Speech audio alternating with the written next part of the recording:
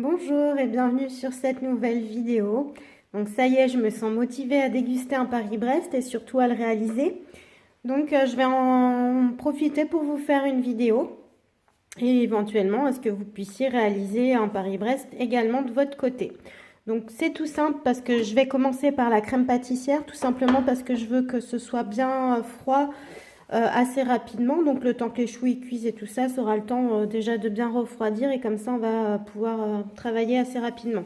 Donc première étape pour moi, ce sera la crème pâtissière. Donc j'ai pris la crème pâtissière toute simple et toute basique et là je vais verser donc 500 g de lait. Donc juste avant, hein, j'ai fait mon sucre vanillé parce que j'en avais plus. Donc là je laisse le bol avec des résidus de sucre vanillé, c'est pas très grave. Donc 50 g de farine. Hop, voilà. Ensuite, 2 œufs entiers et 2 jaunes. Donc soit vous mettez 2 œufs entiers et 2 jaunes, soit vous faites comme moi, vous mettez directement 3 œufs entiers. Hop. On continue. 10 g de sucre vanillé maison. Donc je viens de le faire, ça tombe bien. Je vais en mettre une petite cuillerée comme ça, ce sera très bien. Et on continue. 70 g de sucre en poudre. Hop.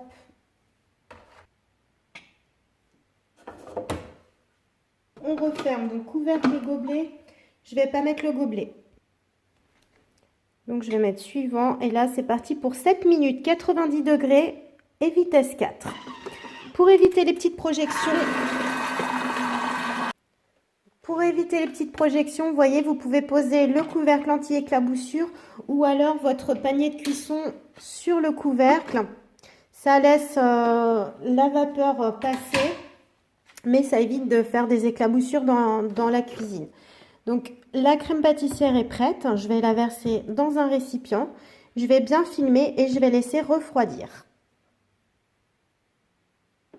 Voilà ce que ça donne, j'ai filmé au contact, hein, comme ça évite qu'il y ait une croûte qui se forme. Après si vous n'avez pas bien filmé au contact, on va remélanger ensuite quand ce sera refroidi et puis la croûte on va la dissoudre. Voilà, donc je vais nettoyer le Thermomix, je vais aller sur le mode ici nettoyage. Et donc j'ai mis un peu d'eau, pas forcément du vinaigre, mais j'ai mis une petite goutte de liquide vaisselle. Et donc là je vais tourner jusqu'au mode universel. Le mode nettoyage est terminé. Je vais simplement voilà, vider cette eau et rincer le bol. Après vous pouvez le laver manuellement. Voilà, il est propre sans le démonter.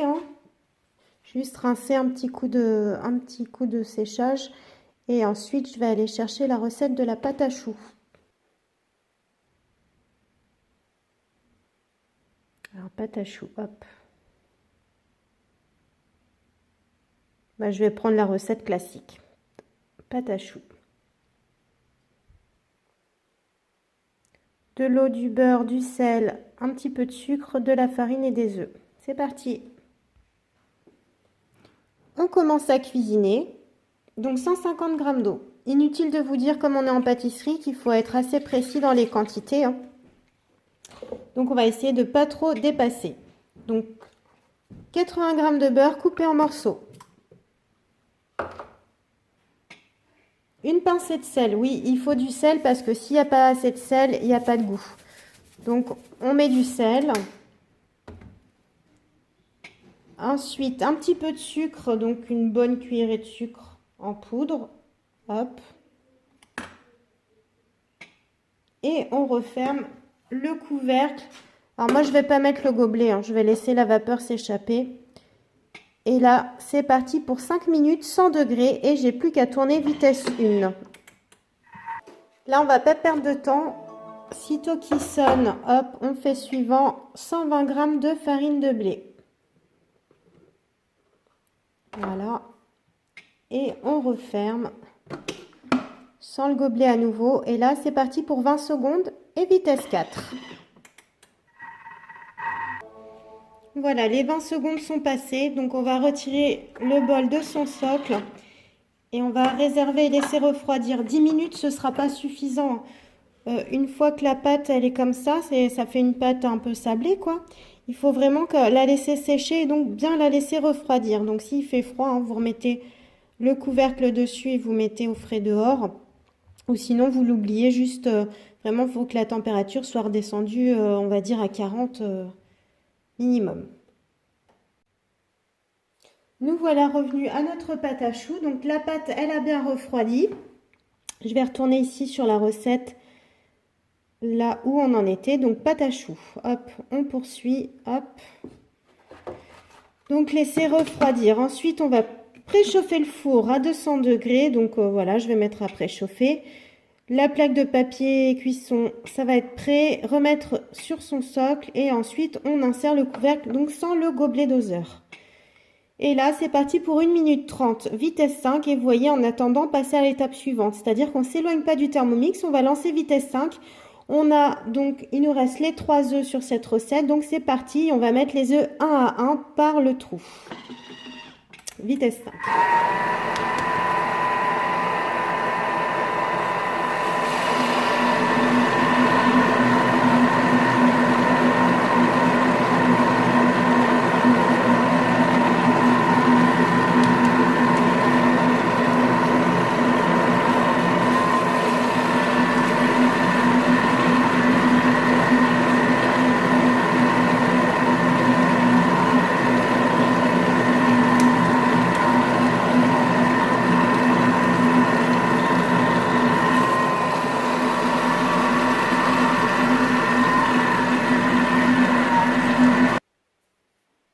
Alors les œufs, si on veut éviter de mettre de la coquille, surtout si on veut pas prendre de risque, on peut les casser séparément hein, dans un petit bol à côté.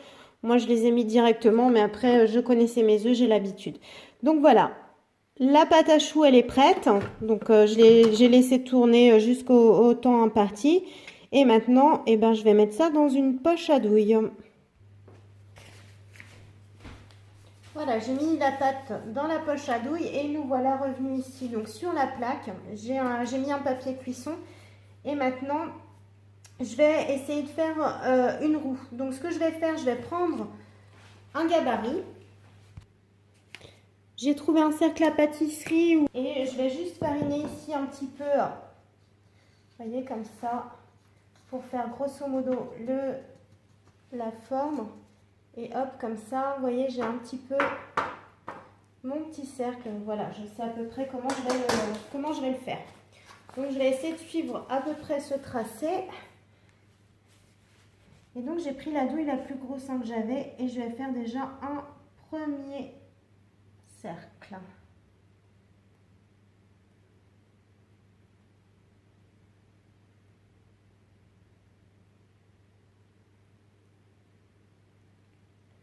On appuie bien hein, puisque c'est une pâte qui est quand même assez dense. Voilà. Hop.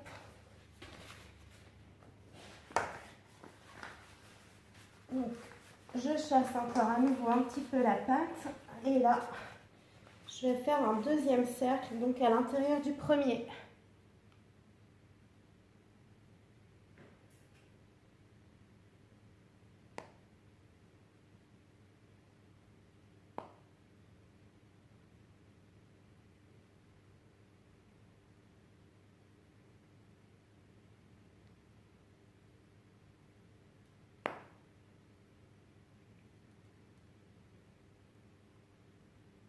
Voilà.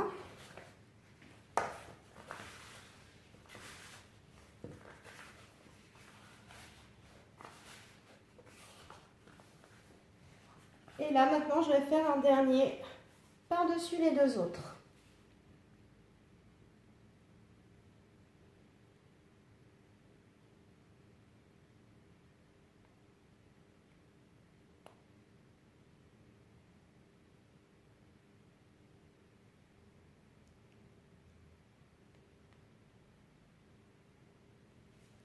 Voilà.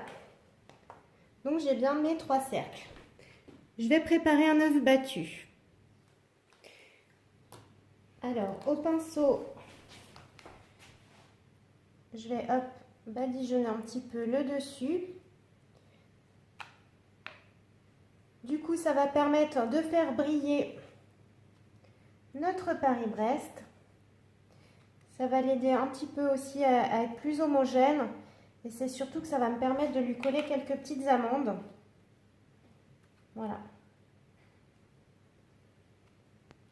Par-dessus. Sur tout le tour. Vous voyez, comme ça, je lisse ma soudure en plus. On la verra moins, voire pas du tout.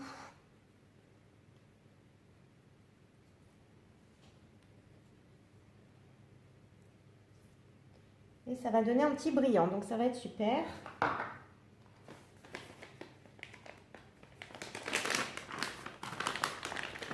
Et ensuite, je vais mettre quelques amandes.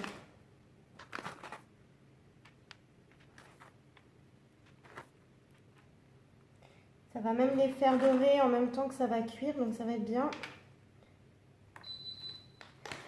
Le four est en train de sonner, donc ça tombe bien parce que on est prêt. Bon, je récupère quand même quelques amandes pour les recoller par-dessus.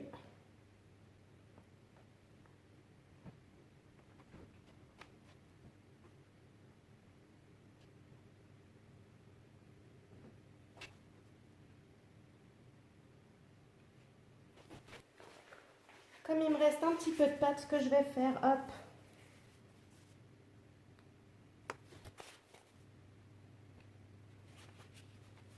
On va dire que ça ressemble à des crottes de chien. Hop, je vais en rajouter. Et je vais vider ma poche. Voilà.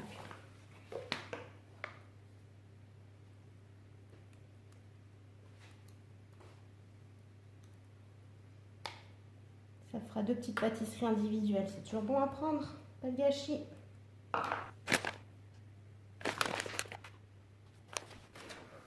Allez, et ce coup-ci, c'est parti au four à 200 degrés et je vais mettre déjà une demi-heure dans un premier temps. Nous voilà revenus donc sur le Thermomix. Le bol est bien propre et je vais aller ici sur la balance. J'ai sorti mon beurre il y a quelques minutes, voire voilà, ça peut être plusieurs heures avant. Et je vais en verser donc 150 grammes. Donc vous allez voir, hein, le Paris-Brest, c'est quand même une recette assez riche. Hein. Donc on va en mettre 150 grammes.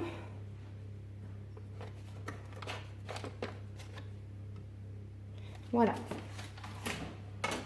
Et maintenant, on va essayer de faire une pommade. Donc, hop, j'enlève ici la balance. Je reviens là à l'écran principal. Et donc, je peux déjà mettre dans un premier temps, allez, 30 secondes. Et je vais mettre vitesse 5.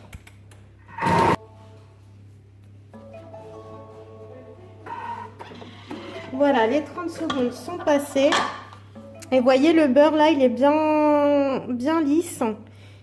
Donc là, en fait, l'idée, c'est vraiment qu'il soit très souple, très crémeux.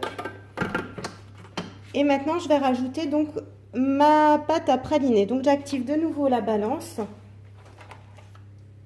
Et là, je vais en verser donc 100 grammes. 100, après, ça peut être 150, hein, ça dépend aussi comment vous la voulez praliner. Je vais être généreuse. Hop. J'en ai pas mal, vous voyez, je vais pouvoir faire pas mal de Paris-Brest. Allez, moi, je vais mettre 150 grammes.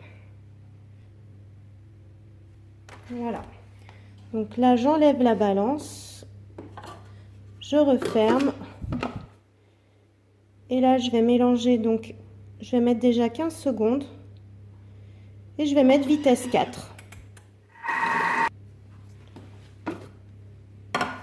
Alors, on va voir ce que ça donne. Vous voyez, c'est pas mal. Donc là, je vais racler un petit peu. On va aller décoller les bords. Comme ça, s'il y a un petit peu de beurre sur les bords, ça va bien se décoller. Hop.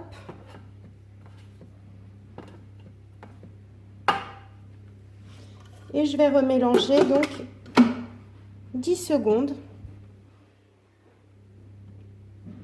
Et je vais mettre vitesse 4.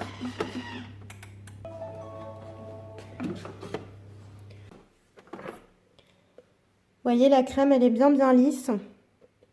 Donc ça, c'est super. On va continuer. Donc là, je vais aller activer la balance. Et vous voyez, ma petite crème pâtissière que j'ai faite un petit peu plus tôt, elle est vraiment bien froide. Donc je vais en verser ici, hop,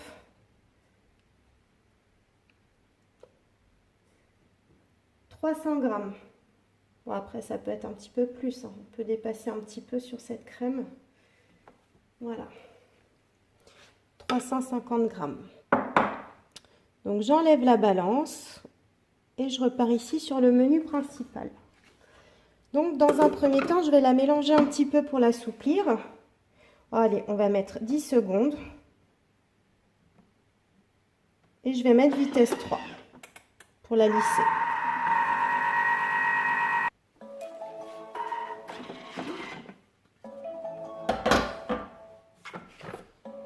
Voilà déjà ce que ça donne. Là, je vais rajouter le fouet. Donc je le positionne, hop, sur le haut du couteau. Il est bien inséré. Je referme et là, je vais mettre 30 secondes. Et je vais mettre vitesse 3.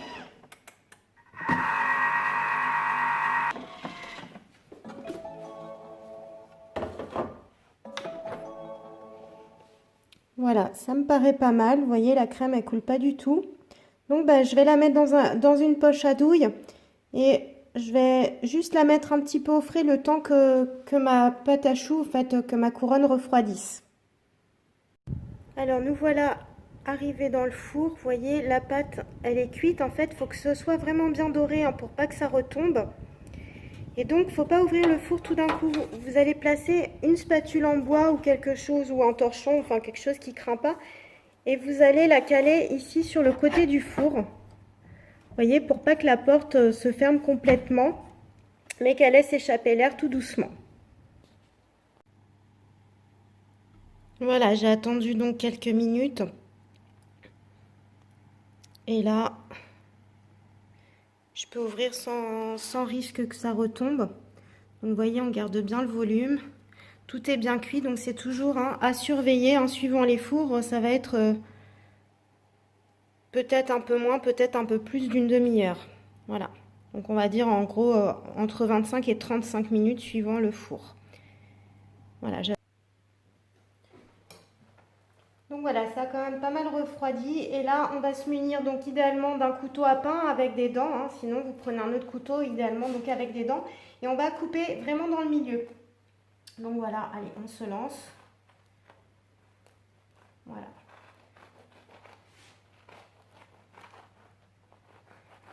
Délicatement pour pas casser notre couronne, notre roue.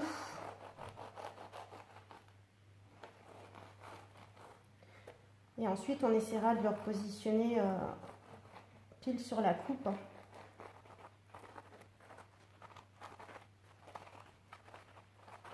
Où est-ce que j'en suis? Voilà, il faut essayer de revenir, se remettre exactement, se superposer à la première découpe. Voilà. Hop, de côté. Donc moi j'ai fait une très grande couronne, donc il me faut un très grand plat pour la mettre. Voilà. Et maintenant je vais la garnir. Donc je vais aller chercher, je vais dire, ma crème pralinée. Donc maintenant c'est très simple, on va venir boucher tous les trous.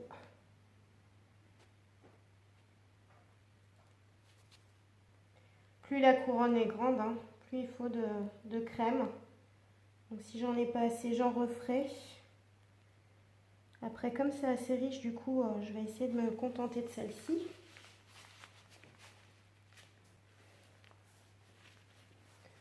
Voilà.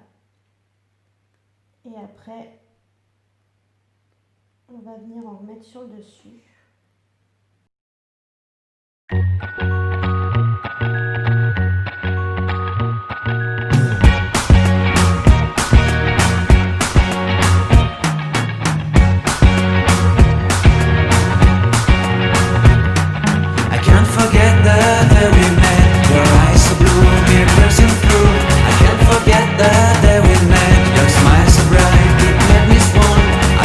Like a summer's day.